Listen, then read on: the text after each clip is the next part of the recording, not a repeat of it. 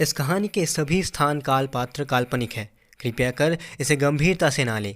ये कहानी सिर्फ मनोरंजन के लिए बनाई गई है। Hello and welcome everyone.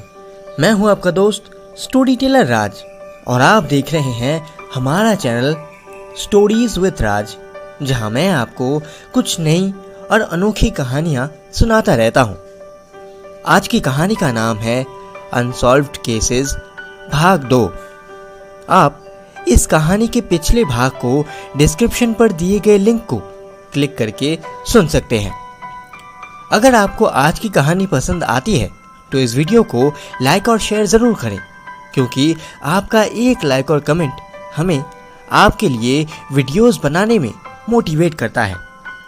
और अगर आप हमारे चैनल पर नए हैं और आप नई और अनोखी कहानियाँ ढूंढने में अपना वक्त बर्बाद नहीं करना चाहते, तो हमारे चैनल को सब्सक्राइब करके उस बेल आइकन को प्रेस करना बिल्कुल मत भूलिएगा।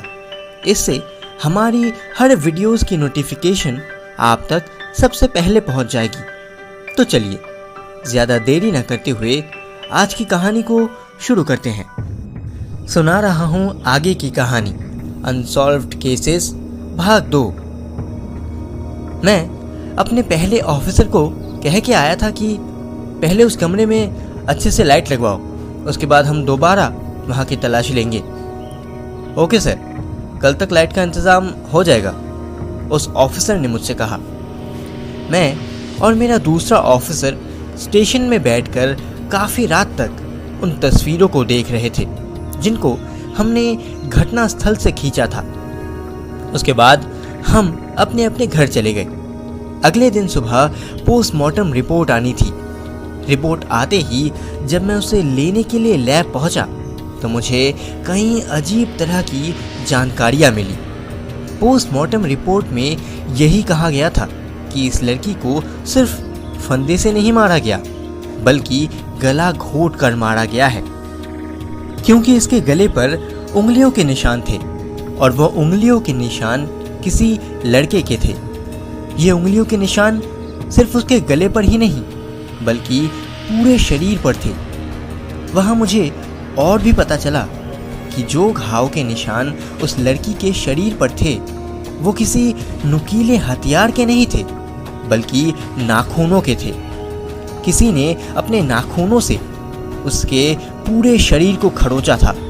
किसी ने उसे बहुत ही बेरहमी से मारा था और उसके शरीर पर जो नीले रंग के निशान थे वो वहाँ पड़े एक पत्थर से मारने से बने थे।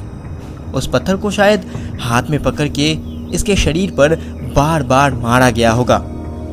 मैं मन ही मन उस दृश्य की कल्पना कर रहा था कि ये कैसा दर्दनाक दृश्य हुआ होगा। कोई लड़का रहा होगा जिसने पत्थर से इसे बार बार मारा होगा, लेकिन पत्थर का कोई भी निशान इसके सर पर नहीं था, बल्कि सारे निशान उसके शरीर पर थे।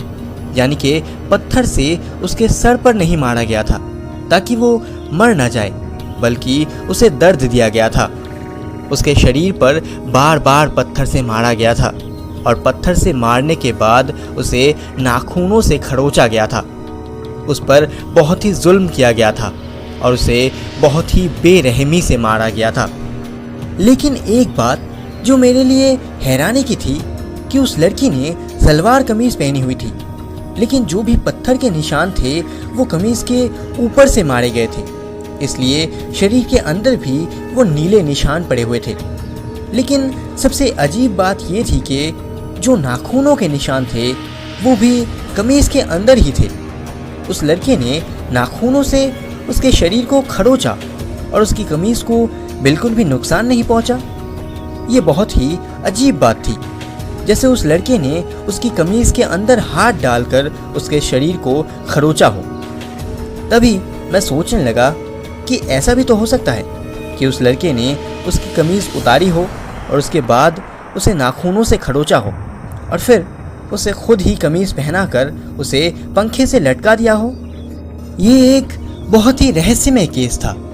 मुझे समझ नहीं आ रहा था कि आखिर ये सब कैसे हुआ था। तभी मुझे अपने दूसरे ऑफिसर का कॉल आया। मैं तब इस पोस्टमार्टम रिपोर्ट के बारे में ही सोच रहा था कि उसने मुझे जल्दी से मुर्दा घर आने के लिए कहा। मैं जल्दी से मुर्दा घर पहुंचा और उससे पूछने लगा, क्या हुआ, बताओ क्या बात है। तभी उसने मुझसे कहा, सर जल्दी से उस लाश को देखिए। उसके बाद मैंने लाश को देखा तो वो बहुत ज़्यादा सड़ चुका था। मैं हैरान था कि ये लाश इतनी जल्दी इतना कैसे सड़ गया। उस सड़ी हुई बॉडी से बहुत ही ज़्यादा बदबू आ रही थी और ऐसा लग रहा था कि जैसे ये 8-10 दिन पहले मरी थी, लेकिन ये लाश कल तक बिल्कुल ठीक था। आखिर एक ही दिन में ये लाश इतना कैसे सड़ सकता है। हम दोनों ही हैरान थे और जिस डॉक्टर ने उसका पोस्टमार्टम किया था वो भी हैरान थे। उनका भी यही कहना था कि ऐसा लग ही नहीं रहा था कि ये वही लाश है जिसे यहाँ कल लाया गया था। कल तक ये लाश बिल्कुल ठीक थी और उसमें से बस थोड़ी थोड़ी बदबू आ रही थी, लेकिन आज ये लाश बहुत ही ज़्यादा सड़ चुका है। पर ऐसा एक ही दिन में कैसे हो सकता है। मेरे पास अब बस एक ही रास्ता बचा था, उस घर की तलाशी लेना और कोई सबूत जुटाना। तो मैं अपने दूसरे ऑफिसर के साथ उसी घर में पहुंचा। वहां मेरे पहले ऑफिसर ने अब लाइट का इंतज़ाम कर दिया था, इसलिए सब कुछ अब साफ साफ दिख रहा था और वो कल रात से ही वहीं पर पहरा दे रहा था। उसके बाद हम तीनों वहां पर छानबीन कर रहे थे ताकि कोई तो सबूत मिल जाए। यहाँ पर हमें कोई ना कोई सबूत तो ज़रूर ढूंढना था। ध्यान से सुनना डिटेक्टिव, मैं तुम्हें क्राइम सीन के बारे में थोड़ा सा बताता हूँ ताकि तुम खुद ही सोच सको कि वो कमरा आखिर कैसा दिख रहा था। इतना कह के कमिश्नर दोबारा अपनी कहानी सुनाने लगे। कमरे के ऊपर पंखा लगा हुआ था जो बहुत ही पुराना था। पंखे पर बहुत ज़्यादा धूल जमी हुई थी, यानी उस पंखे को इस्तेमाल नहीं किया जाता था। ये कमरा उसी लड़की का था, लेकिन पंखे पर इतनी ज़्यादा धूल से तो ये लग रहा था कि इस पंखे को इस्तेमाल नहीं किया जाता था। लेकिन वो गर्मियों का मौसम था। मैं बस यही सोच रहा था कि आखिर वो गर्मियों में पंखे का इस्तेमाल क्यों नहीं करती थी। उस कमरे में हर तरफ तस्वीरें बिखरी हुई थी। वो तस्वीरें उस लड़की की पति के थे। मैंने अपने पहले ऑफिसर से पूछा, इसका पति अब तक यहाँ क्यों नहीं है? आखिर इस लड़की का कोई भी यहाँ क्यों नहीं है?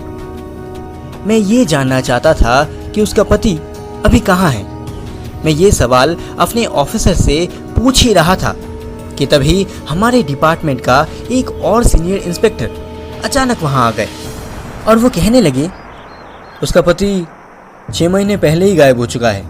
इसकी पत्नी ने ही रिपोर्ट लिखवाई थी कि इसका पति किसी दूसरी लड़की के साथ भाग गया है और उस केस को मैं ही हैंडल कर रहा हूँ। मैं 6 महीने से उसे ढूंढने की कोशिश कर रहा हूँ, लेकिन वो अब तक नहीं मिला।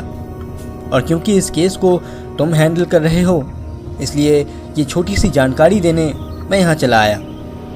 तभी मेरा एक ऑफिसर कहने लगा, सर हो सकता है कि लड़की डिप्रेशन में हो और हो सकता है इसने ही खुद को फांसी लगाई हो। तभी मैंने उससे कहा, तो फिर उन नाखूनों के निशान और उस पत्थर से मारने के निशान के बारे में क्या ख्याल है तुम्हारा? तभी वहाँ मुझे सड़ने की बदबू आने लगी। मैंने अपने पहले ऑफिसर से पूछा, ये बदबू आखिर यहाँ से अब तक गई क्यों नहीं? तभी उसने मुझसे कहा, पता नहीं सर, हमने तो लाश भी यहाँ से हटा दी है और यहाँ पर कमरे की काफ़ी अच्छी तरह से सफाई भी हो चुकी है, फिर भी पता नहीं ये बदबू यहाँ से क्यों नहीं जा रही। इस बात का हमें पता लगाना होगा। इतना कह के हम दोनों ये देखने की कोशिश करने लगे कि ये बदबू आखिर आ कहाँ से रही थी। तो मैंने गौर किया कि ये बदबू उस कमरे के फ्लोर से आ रही थी। उस कमरे का फ्लोर लकड़ी का बना हुआ था, यानी कि लकड़ी से बदबू आ रही थी।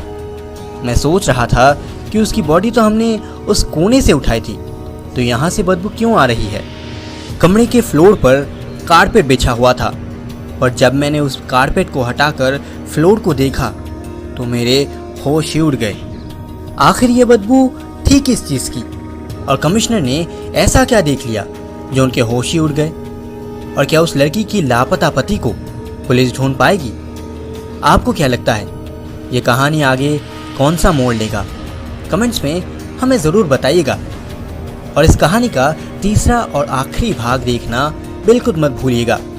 और अगर आपको आज की कहानी पसंद आई हो तो इस वीडियो को लाइक और शेयर ज़रूर करें और हमारे चैनल को सब्सक्राइब करके उस बेल आइकन को ज़रूर प्रेस कीजिएगा।